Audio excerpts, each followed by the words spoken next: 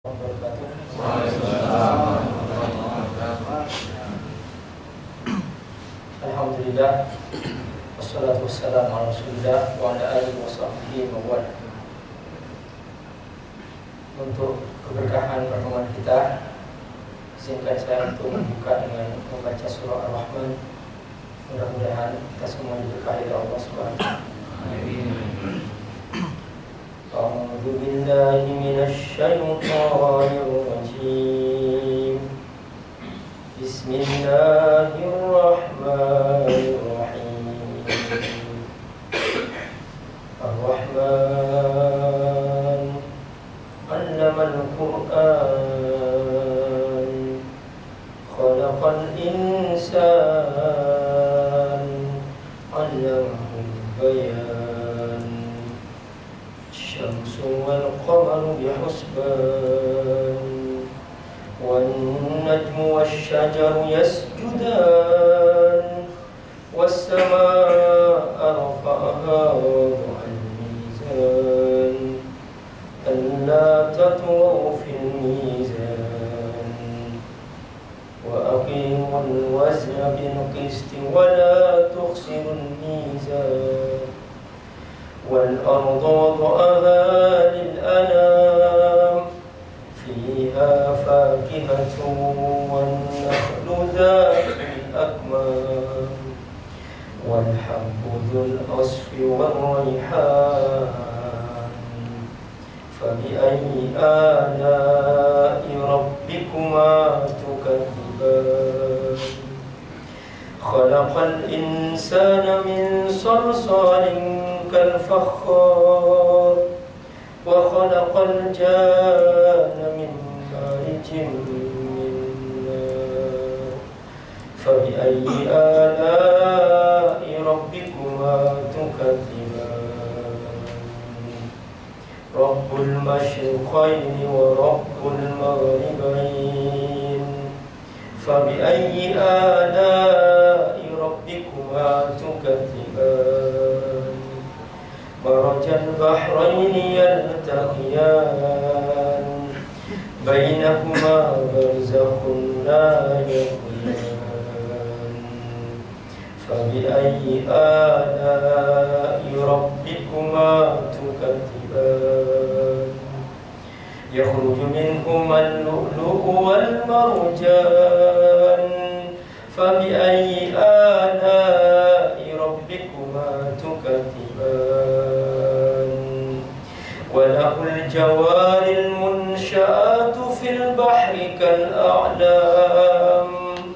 فبأي آلاء ربكما تكذبان. كل من عليها فان, كل من عليها فان, كل من عليها فان, ويبقى وجه ربك ذو الجلال والإكرام. فبأي آلاء ربكما تكذبان. فبأي آلاء ربكما تكذبان. Subhanallah. Sahabat-sahabatku rahimakumullah, tidak ada yang berharga dari kita kecuali amal soleh. Semua yang kita miliki itu semua tidak ada artinya jika tidak menjadi amal soleh. Semua kehebatan kita, apapun, harta, kedudukan, itu semua sementara. Dan kalau itu tidak menjadi sarana amal soleh, hanya sia-sia. Silahkan seorang berbangga-bangga dengan harta, dengan jabatan, dengan kehebatan apapun, itu semua dari Allah. Ada seseorang menjadi direktur, itu bukan karena kecerdasannya, bukan karena kehebatannya. Banyak yang lebih hebat daripada dia. Itu semua karena nasib yang Allah tentukan. Maka tidak boleh seseorang merasa tinggi dengan apa yang dia miliki. Dan semua itu yang dimiliki titipan Allah SWT. Itu amanah. Karena itu amanah, maka di hari kiamat ada pertanggungjawabannya. Kata Allah dalam Al-Quran, "Tsumma latus'alunna yawma idzin 'anil na'im." Di sini ada lam taukid dan nun taukid, latus'alun. Dua kali Allah mengulang-ulangi. Kenapa? Pasti dan pasti kalian akan dimintai pertanggungjawaban. Dan semakin banyak nikmat yang didapatkan, semakin lama dia diproses di alam akhirat. Oleh karena itu, yadkhulul fuqara qabla al-aghniya bi arba'ina kharifah. Orang miskin karena lebih kecil kenikmatan yang didapatkan, dan masuk surga lebih dahulu daripada orang yang kaya, 40 tahun bi arba'ina kharifah. Para sahabat yang kaya-kaya bertanya kepada Rasulullah, "Ya Rasulullah, di mana? Kenapa? Qad anfaqna, qad sadaqna." Kami telah berinfak, kami telah bersedekah. Kenapa kami kok masuk lebih akhir daripada yang miskin? Rasulullah menjelaskan, "Ammal fuqara," adapun yang miskin, lamma husiba salat, setelah dihisab salatnya, puasanya, siam, semua ibadahnya dihisab oleh Allah. Lalu kemudian ditanya, "Aina malu? Mana hartamu?" Dia menjawab, "Apa ini? Aku enggak punya, aku miskin." Ketika ternyata baik semua amal solehnya, amal ibadahnya, dia tidak punya harta, maka langsung masuk. Adapun yang punya kelebihan dunia, kelebihan nikmat, ketika summa tas'aluna yawma idzin na'im, kelebihan kedudukan. Kalau tanya, setelah dihisab salatnya bagus, puasanya bagus, semua ibadah bagus. Kalau tanya hartanya, dari mana kau dapat? Setelah ketahuan dapatnya halal, kau tanya lagi, kemana saja kau habiskan? Rinci, detail. Ini audit, langsung diaudit oleh Allah sudah. Kalau langsung diinfakkan 5 miliar bangun masjid, 5 miliar bantu fakir miskin, cepat. Tapi kalau dia punya 5 miliar disimpan, beli peniti, beli kaos kaki, beli baju, simpan, ada hisabnya dari kita. Semua itu ada hisabnya. Maka jangan merasa hebat, jangan merasa tinggi. Kita harus berendah kepada Allah SWT. Siapa yang punya kesombongan sebesar antum saja, tidak akan masuk surga, kata Rasulullah. La yadkhulul jannah man kana fi qalbihi mithqala dzarratin min kibr. Tidak mungkin masuk surga seorang yang di hatinya ada kesombongan sekalipun sebesar atom. Makanya kalau kita ada tiba waktu sholat, segera merendah. Jangan seperti orang yang tidak dibutuhkan Allah, seakan-akan Allah butuh kepadanya, berlambat-lambat, sok jual mahal kepada Allah, seakan-akan Allah yang butuh. Dulu kisah-kisah para sahabat, mereka itu kalau mendengar waktu sholat, mereka menunggu sholat. Belum pernah terjadi di zaman Rasulullah ada seorang terlambat takbiratul ihram. Makanya zaman Rasulullah belum pernah terjadi ada jamaah kedua, jamaah ketiga, belum pernah. Karena itu para ulama ketika membincangkan tentang apakah boleh setelah berjamaah di masjid sesudah jamaah pertama selesai, itu ada yang mengatakan tidak boleh, ada yang mengatakan boleh. Kalau mazhab Hanafi tidak boleh, artinya tidak ada itu jamaah kedua karena belum pernah terjadi. Mazhab Syafi'i saja dibolehkan karena banyak mazhab Syafi'i yang terlambat salatnya.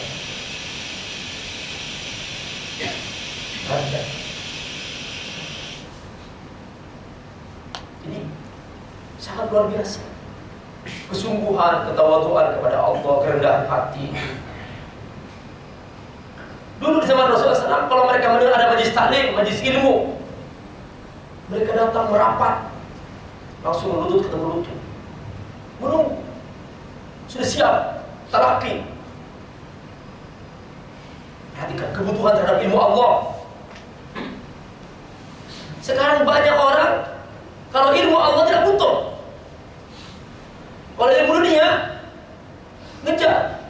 Bapak Ibu tahu tempat yang paling jauh apa? Coba saya minta jawabannya. Apa tempat yang paling jauh?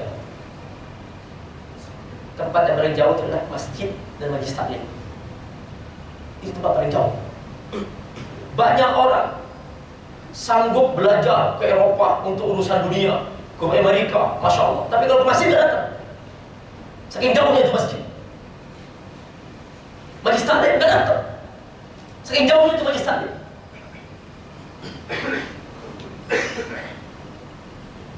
Mengejar dunia, datang sampai ke luar negeri datang. Ke masjid tidak datang. Kenapa? Jauh itu masjid. Sampai seperti itu mereka merasa jauh.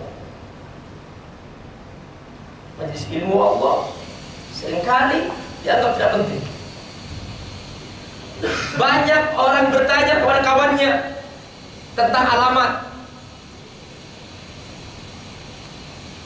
Mau pergi ke mana? Mau pergi ke PT Landmark, tidak tahu alamat. Turun sebelah sini, tanya Pak, kemana Pak? Oh sebelah sana. Tanya sana, oh belok kanan Pak, belok kanan lagi. Tanya lagi Pak, mana Pak? Belok kiri lagi Pak, mana Pak? Takut salah. Padahal seandainya salah, dia masih bisa muter balik. Banyak orang tanya alamat untuk urusan dunia, tapi jarang-jarang orang bertanya, benarkah wudhuku sudah benar atau tidak? Saya sering sesekali minta ke beberapa karyawan, saya kumpulkan, coba kamu wudhu. Hampir 40% banyak yang salah wudhunya. Dan tidak pernah bertanya. Tidak pernah saya tanya, batas muka mana Pak? Enggak tahu batas muka mana ketika basuh muka. Cara basuh kaki gimana Pak? Enggak tahu. Dan tidak bertanya. Bertahun-tahun wudhu, bertahun-tahun sholat, tidak pernah bertanya. Dan wudhunya salah. Tidak takut masuk neraka. Kalau urusan dunia, takut mati. Bertanya, belajar, ngundang guru untuk les. Urusan dunia, takut salah. Tapi urusan akhirat tidak banyak yang tidak belajar. Seakan-akan sudah selesai. Seakan-akan sudah paham semuanya. Padahal saya tidak pernah belajar ilmu agama. Bahkan kalau diperbaiki, coba baca Al-Fatihah. Banyak yang salah, makharijul hurufnya salah. Bahkan ada seorang imam masjid yang sudah dipilih karena suaranya baik, dia membaca Al-Fatihah. Alhamdulillahi Rabbil Alamin Ar-Rahmanir Rahim. Apa artinya alhamdulillah? Kalau alhamdulillah, iya. Alhamdulillah itu kehancuran bagi Allah. Alhamdulillah. Salah huruf saja mengucapkannya sudah mengubah makna dalam bahasa Arab. Nah itu orang bertahun-tahun sholat salah hurufnya, tidak mau bertanya. Urusan akhirat tidak bertanya. Malu mengundang guru ke rumahnya. Tapi kalau mengundang guru bahasa Inggris, guru matematika, tidak malu. Guru mengajar Al-Quran tidak pernah mau bertanya. Jadi kalau untuk mentaati Allah asal-asalan, disangkanya Allah asal-asalan juga. Bapak Ibu tahu, di antara kelebihan Rasulullah SAW, Allah kasih kemampuan beliau mendengar sisa kubur. Suatu hari bersama sahabatnya Rasulullah SAW melewati dua buah kubur. Lalu kata Rasulullah SAW, "Kif, berhenti." Lalu Rasul bercerita pada sahabatnya, karena Rasul mendengar apa yang terjadi di kuburan. Kata Rasulullah SAW, "Innahuma la yu'adzaban." Penghuni kedua kuburan ini tersiksa oleh Allah Subhanahu wa ta'ala. Sahabat kaget. Afala yusolliyan ya Rasulullah? Apakah keduanya ini tidak pernah sholat? Nah, yusolliyan, mereka sholat. Afala yusuman ya Rasulullah? Apa keduanya ini tidak berpuasa? Nah, yusuman, mereka puasa. Kata Rasulullah, wa ma yu'adzabani fi kabir. Keduanya ini disiksa di dalam kuburan bukan karena dosa besar, bukan. Dosa kecil, tidak pernah mau belajar dan merasa benar, padahal salah, bertahun-tahun seumur hidupnya tidak diperbaiki, dia salah dan dia masuk disiksa oleh Allah Subhanahu. Apa? Amma ahaduhuma fa innahu yamshi bin-nabi. Yang satunya suka mengendomba, membuat fitnah, berdomba, orang bermusuhan. Yang satunya wa amal akhar, kata Rasulullah, fa innahu la yastabri min al-baul. Pas buang air kecil tidak tuntas, tidak hati-hati. La yastabri, tidak tuntas. Sering kan kalau kita buang kecil belum tuntas. Terus cebok, selesai dipakai, netes lagi. Misalkan Allah nggak tahu bahwa itu menetes lagi. Ya ada, sholat. Tidak hati-hati dan tidak mampu belajar. Bahkan kalau di perkantoran tidak dengan kencing berdiri, saya saja itu kemungkinan besar menetes balik lagi ke celananya, itu boleh terjadi. Tidak hati-hati. Misalkan Allah nggak tahu, ketidakhati-hatian itulah yang Allah, dan tidak mau bertanya, tidak perlu bertanya. Akhirnya apa? Akhirnya diadab di kuburan. Perhatikan Allah bahwa Allah SWT akan minta pertanggungjawaban semua yang kita punya di hari kiamat nanti, dan itulah yang akan kita hadapi. Izinkan pada hari ini saya ingin menjelaskan satu ayat penting tentang Ramadan. Tapi banyak orang Islam paham Ramadan itu hanya bulan puasa. Jadi Ramadan itu hanya puasa saja. Dan hampir banyak sekali kejadian di Ramadan itu yang mereka hanya melakukan puasa saja yang membedakannya, tetapi amal ibadah lainnya yang Allah ajarkan, Rasulnya ajarkan, tidak diamalkan. Sehingga dia kalau dibanding-bandingkan tidak ada bedanya kegiatannya, kesibukannya tidak ada bedanya antara bulan-bulan biasa dengan bulan Ramadan. Yang membedakan yang satu, dia berpuasa saja. Dan lebih parah lagi, banyak yang sengaja tidak berpuasa tanpa alasan. Makanya di Ramadan itu ada warung-warung yang pakai hordeng. Jadi pakai hordeng, maka waktu sahur sama istrinya sahur, pas siang makan siang, makanya tertutup tuh di warung, kakinya jejer, kelihatan di bawah. Berkumullah, disangkanya Allah asal-asalan. Dosa besar orang yang meninggalkan puasa Ramadan tanpa alasan. Pak Ustaz, apa saja sih kegiatan? Memang ada lagi kegiatan selain puasa? Saya jelaskan. Nih, dari ayat 193 sampai ayat 197. Sampai ini semua satu paket tentang Ramadan. Ini saya menarik untuk saya jelaskan. Karena apa?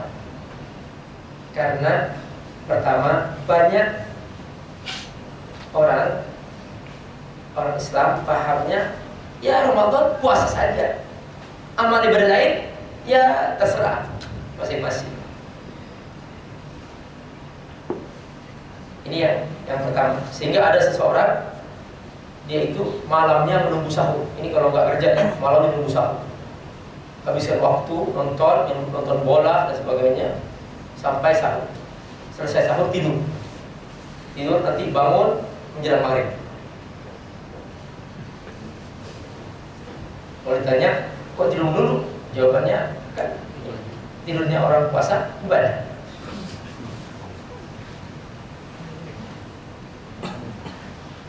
Ada lagi yang selama Ramadan tidak pernah baca Quran. Tidak pernah baca Quran. Disangkanya ya Quran itu ya sekedar amal ibadah biasa aja, nggak penting. Ada lagi yang selama Ramadan dia omongannya sama saja seperti dahulu, suka menggibah, menjelek-jelekkan fulan, dan seterusnya. Berbohong sambil berdagang berbohong. Apa kata Rasulullah? Man lam yada' qawla zur wal amal bihi falaysa lillahi hal fi ayyad'a ta'amahu syarab. Orang yang tidak meninggalkan perkataan bohong, perkataan yang menyakitkan orang lain, Allah tidak butuh puasanya. Kok begitu? Iya. Karena pahala puasanya habis dimakan oleh dosanya. Banyak loh kaum muslimah berpuasa Ramadan tapi membuka aurat. Dosa membuka auratnya 24 jam. Habis itu pahala puasanya dimakan oleh dosa membuka auratnya dan seterusnya. Nah ini seperti ini seringkali tidak diperbaiki. Asal muasalnya satu, Pak. Asal muasalnya adalah paham Islam sebagian-sebagian, tidak paham Islam secara total. Nah inilah yang ingin saya jelaskan sekarang sebelum masuk pada penjelasan tentang Ramadan. Saya ingin menjelaskan ini bahwa kita tuh jangan sampai salah paham apa itu Islam. Islam ini Pak, yang Allah ajarkan dan Rasulullah contohkan dan dipahami oleh para sahabat dan diwariskan kepada para tabi'in dan dikaji secara mendalam oleh para ulama sampai muncul ulama fikih. Islam itu yang dipahami oleh para penduduk kita secara sepakat itu intinya dua. Ada dimensi ritual, ada dimensi peradaban. Dimensi ritual, dimensi peradaban. Ketika Allah menyuruh udkhulu fis silmi kafah, masuk Islam secara kafah, maksudnya apa? Jadilah kamu seorang muslim secara ritual juga secara peradaban. Ini Islam. Rasulullah SAW yang kita contoh bukan hanya pemimpin sholat di masjid, bukan. Bukan hanya seorang yang hanya mengajarkan baca Quran, bukan. Beliau juga pemimpin pasukan, juga beliau pemimpin negara. Beliau juga datang ke pasar mengontrol kegiatan ekonomi dan bisnis. Ini Islam. Jadi jangan hanya diartikan Islam itu hanya ritual, sholat, puasa, zakat, selesai. Bisnis terserah mau pakai riba, mau terserah, penghasilanku nggak ada hubungannya dengan agama. Negara terserah mau dipimpin orang kafir, mau tidak begitu. Seorang muslim harus cerdas. Bagaimana kita ini umat Islam terbesar, ya. Kalau saya ceritakan sebenarnya Indonesia sangat potensial, luar biasa. Kekayaan alamnya tidak bisa dipungkiri, kita paling kaya. Buktinya di korupsi bertahun-tahun kita nggak habis-habis, itu sudah sangat kaya sekali. Lautannya kaya, daerahnya kaya. Yang kedua potensinya itu SDM-nya, ini SDM terbesar dan Indonesia ini luar biasa, punya tenaga manusia sampai lebih, ya, sampai dikirim ke luar negeri, sampai banyak bekerja di negara lain, saking lebihnya tenaga kita. Bukan tidak cerdas, mereka cerdas-cerdas. Masjidnya dihitung lebih dari 700 ribu masjid. Masya Allah, luar biasa. Belum lagi majlis taklim, belum lagi musola. Masya Allah, itu banyak sekali kita potensi. Belum lagi potensi zakat. Kita ini sangat luar biasa.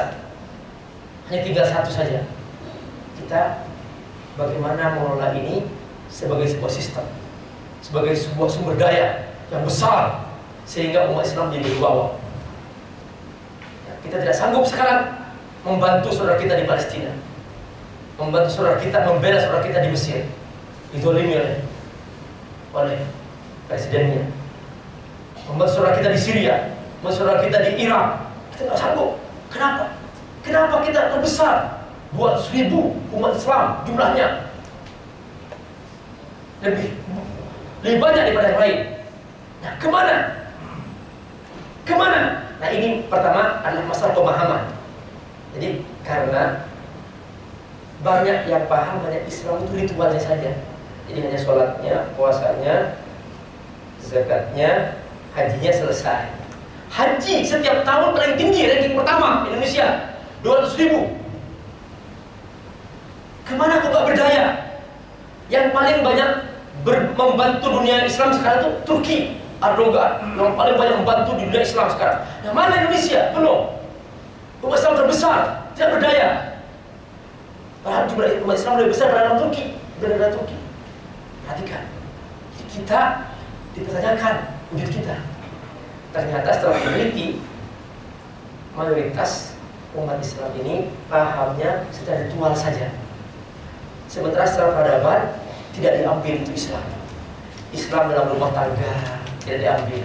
Islam dalam bisnis, dalam ekonomi nggak diambil. Islam dalam politik nggak diambil. Akhirnya apa? Akhirnya pas kalau urusan bisnis nggak perhatikan, terserah itu nggak penting. Pas urusan politik pun juga tidak perhatikan, terserah mau jadi presiden siapapun terserah, nggak peduli.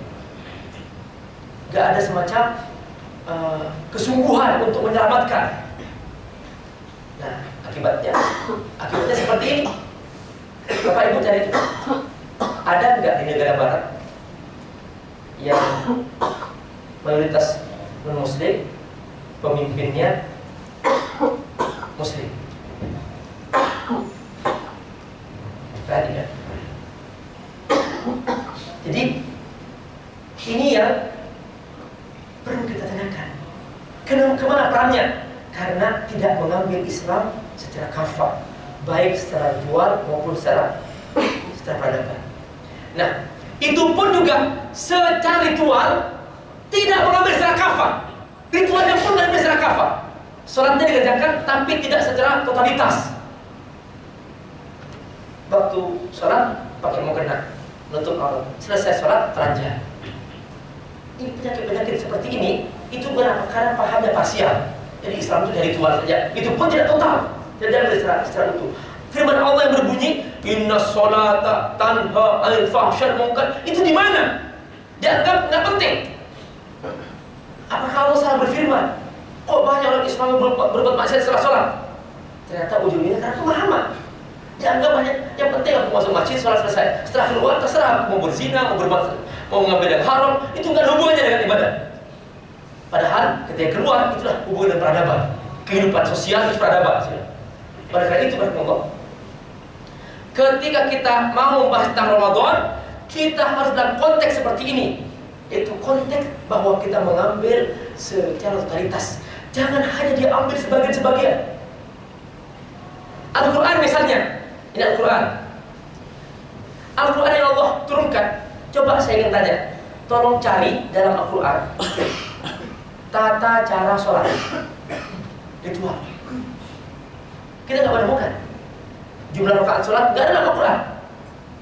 Waktu sholat nggak ada dalam Al-Quran. Di mana itu? Dalam hadis. Makanya bersabda, "Shallu kama ra'aitumuni usolli." Tentang haji, rukun Islam. Ini sholat rukun Islam, haji rukun Islam.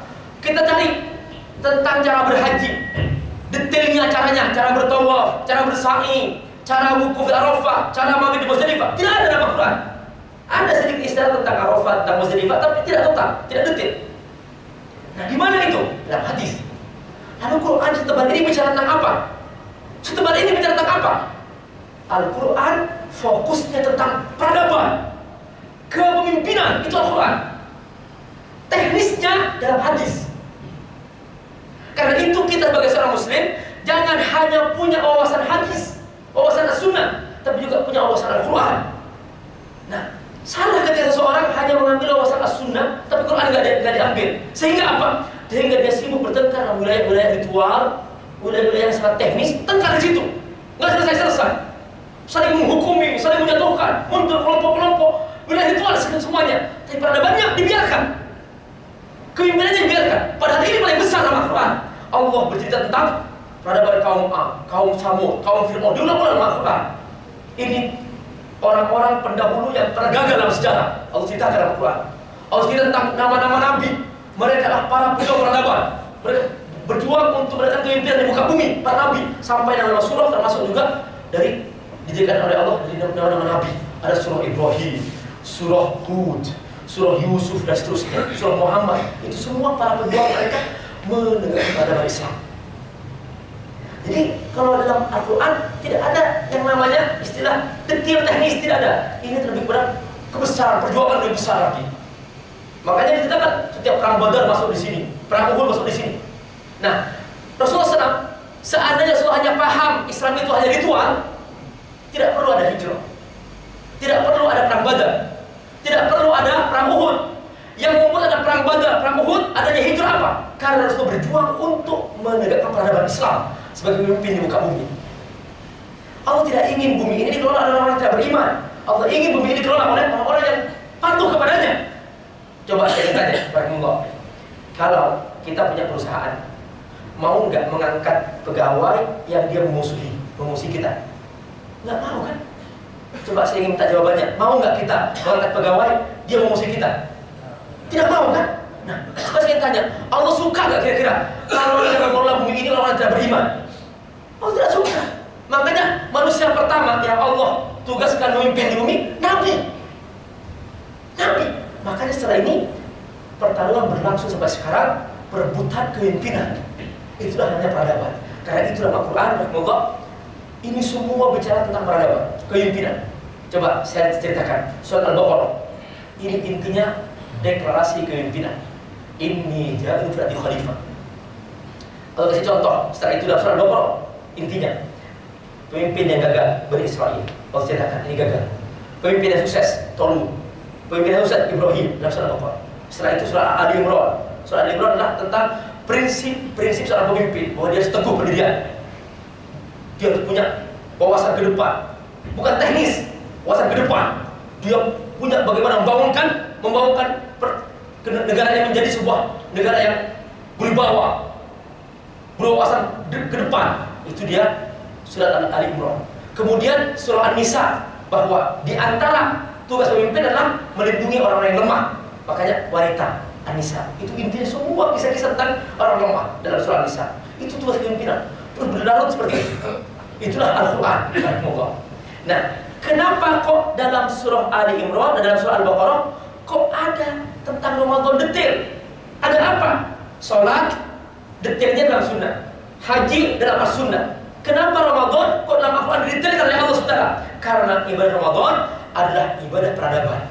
Jadi kalau sholat adalah ibadah komitmen kehambaan, kalau haji adalah ibadah komitmen ukhuwah persaudaraan, kalau zakat komitmen sosial, tapi Ramadan komitmen peradaban.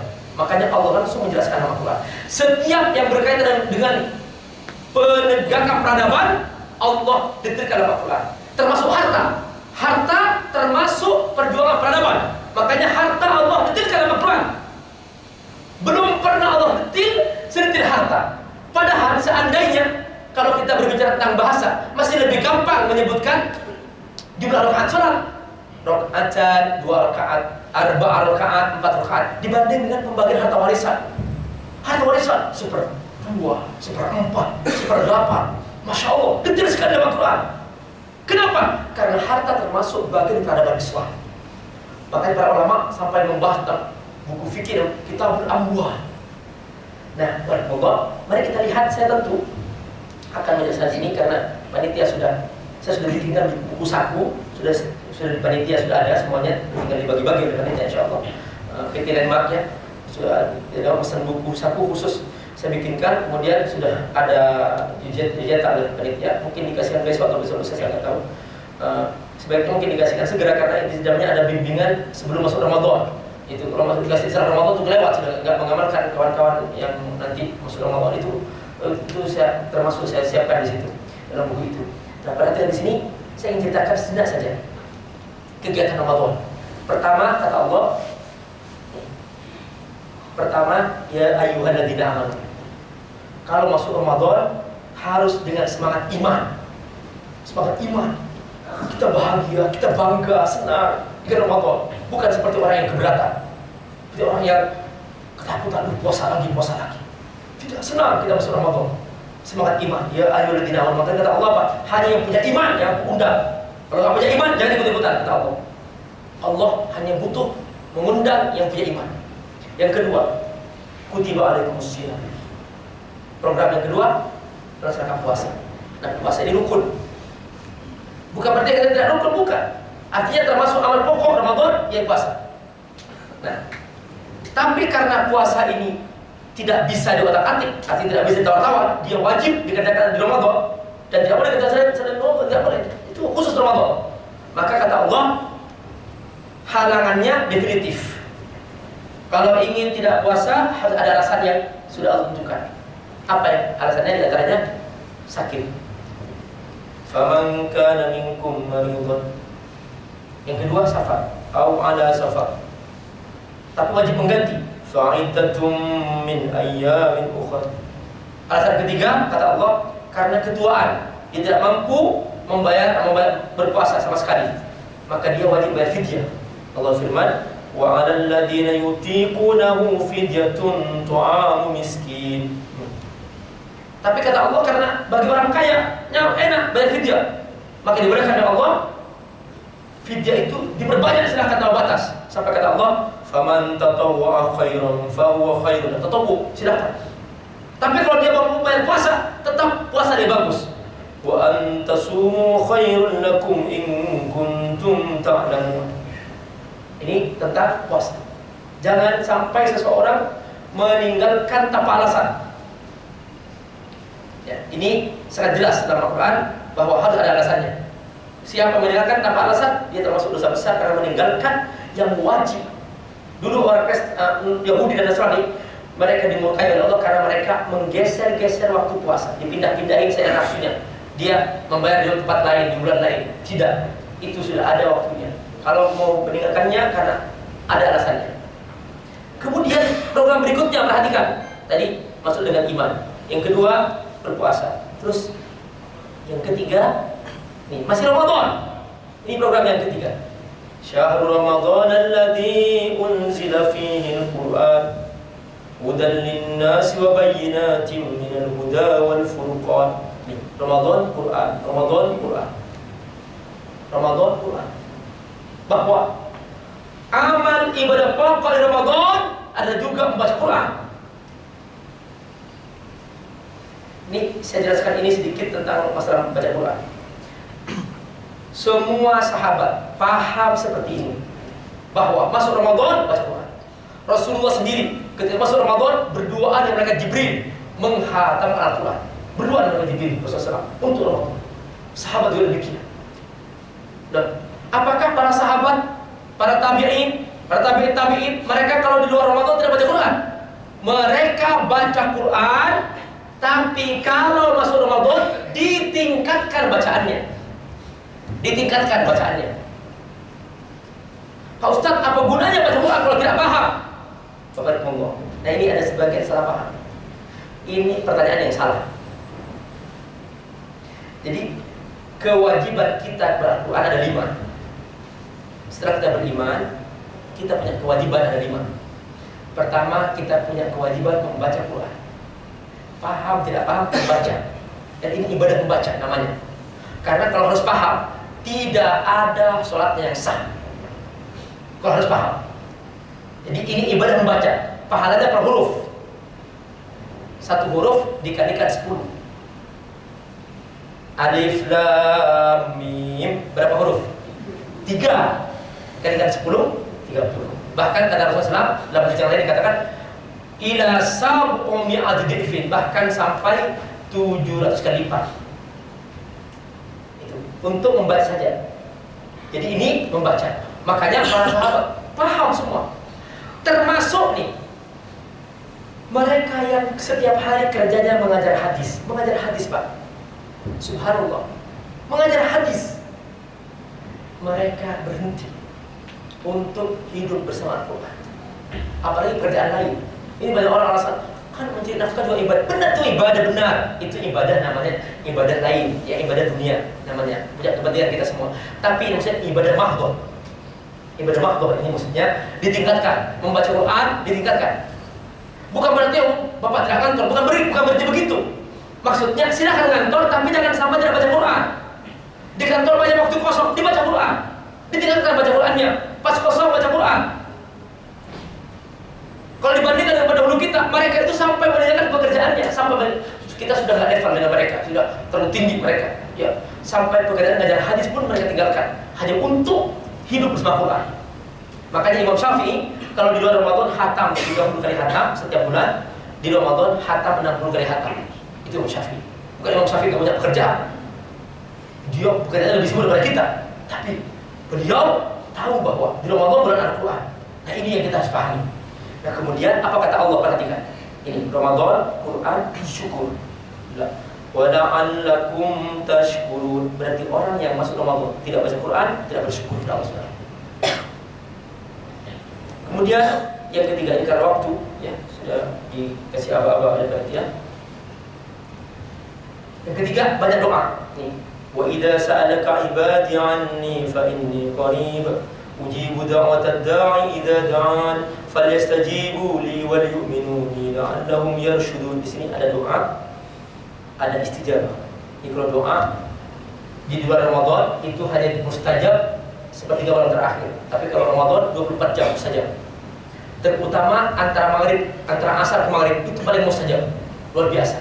Makanya di buku saku itu saya sisipkan doa dari Quran hadis yang bisa dibaca Pak Ibu sepanjang masa. Itu doa-doa mustajab saya kumpulkan secara khusus. Saya seleksi secara khusus dalam buku saku itu, dan itu sudah selektif. Luar biasa buku itu, sedikit kecil tapi saya sisipkan doa-doa khusus supaya Bapak Ibu bisa mudah berdoa. Karena ada seorang tidak berdoa. Kenapa gak berdoa, Pak? Dibilang sudah habis doa saya, Pak Ustaz. Kehabisan doa. Maksudnya saya berdoa biar gak habis doa. Kemudian yang keempat, ini ya, yang selanjutnya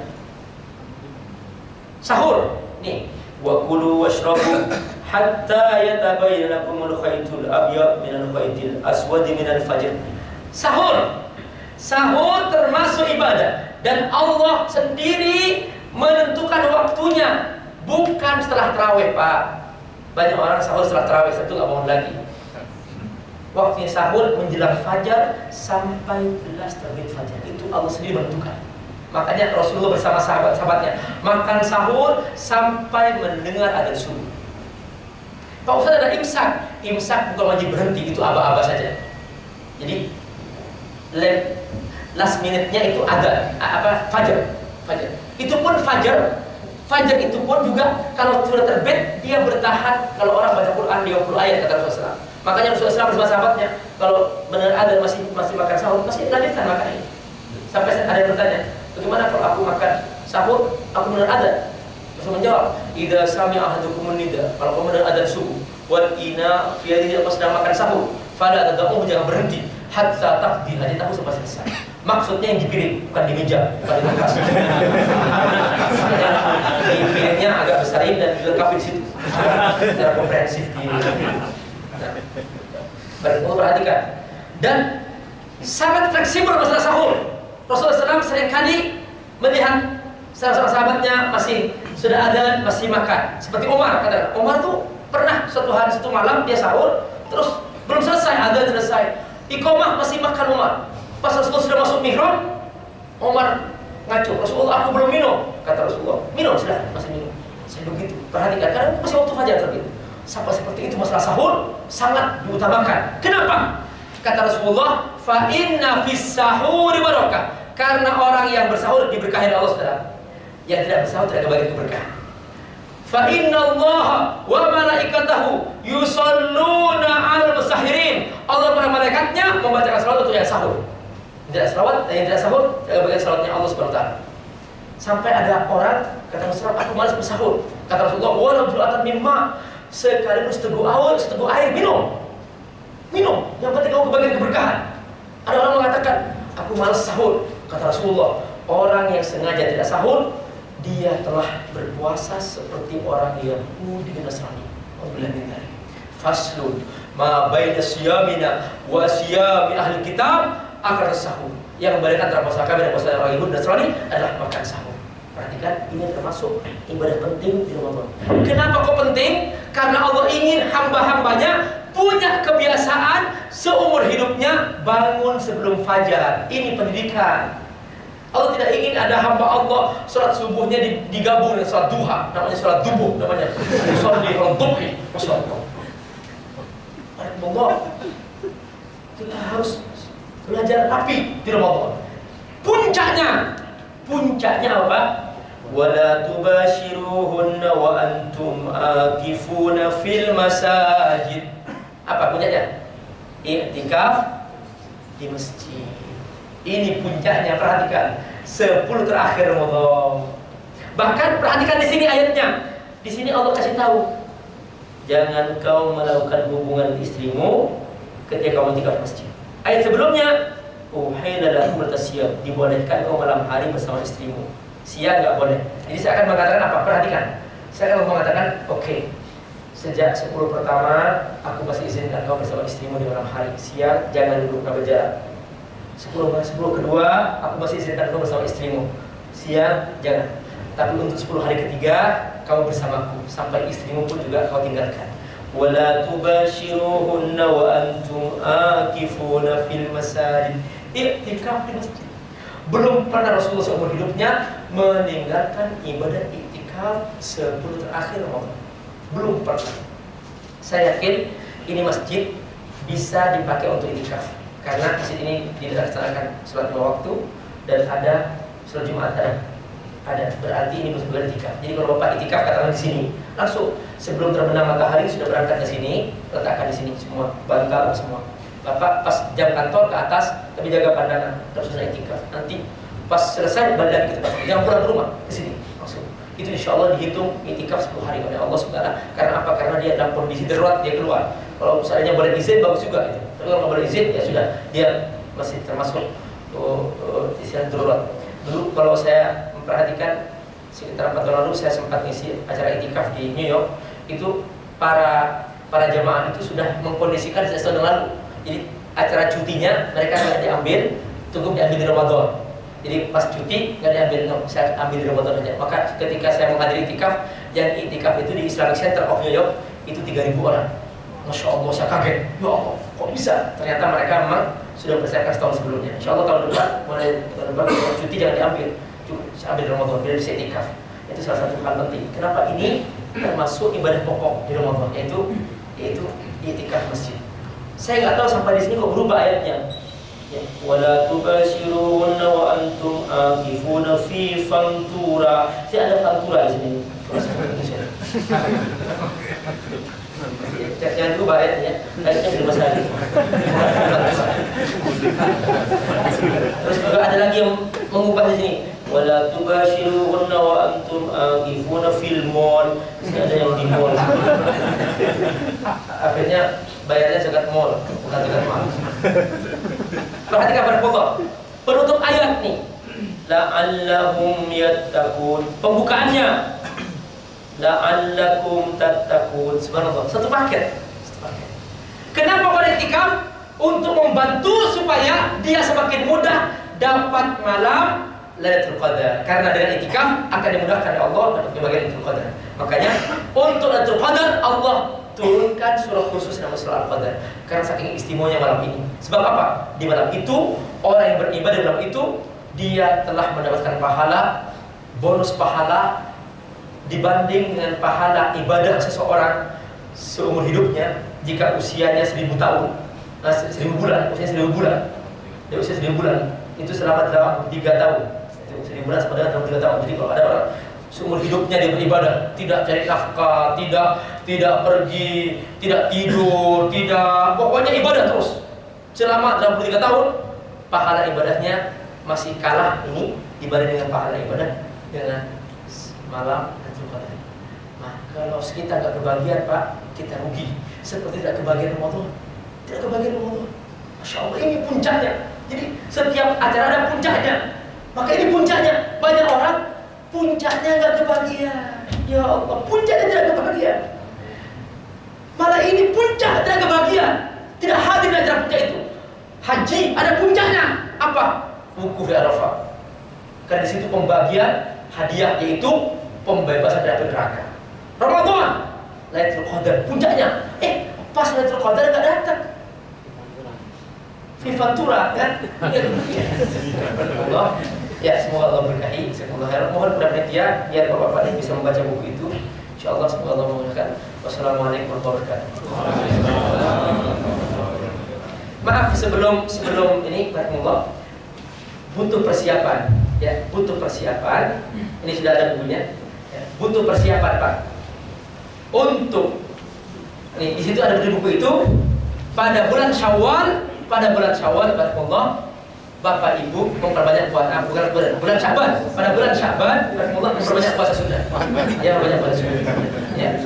Kemudian di bulan Syawal tambah 6 hari supaya kita lengkap puasa setahun. Itu dia. Karena setiap puasa targetnya 1 tahun, maka kita perbanyak puasa. Terakhir barakallah, supaya Bapak Ibu nih, Bapak Ibu ini sudah pulang semua nih. Ya, supaya Bapak Ibu kebagian pahala besar dalam ibadah peradaban, jangan salah pilih presiden yang akan datang. Ya, tolong dukung Jokowi untuk jadi gubernur dan dukung Presiden Prabowo jadi presiden.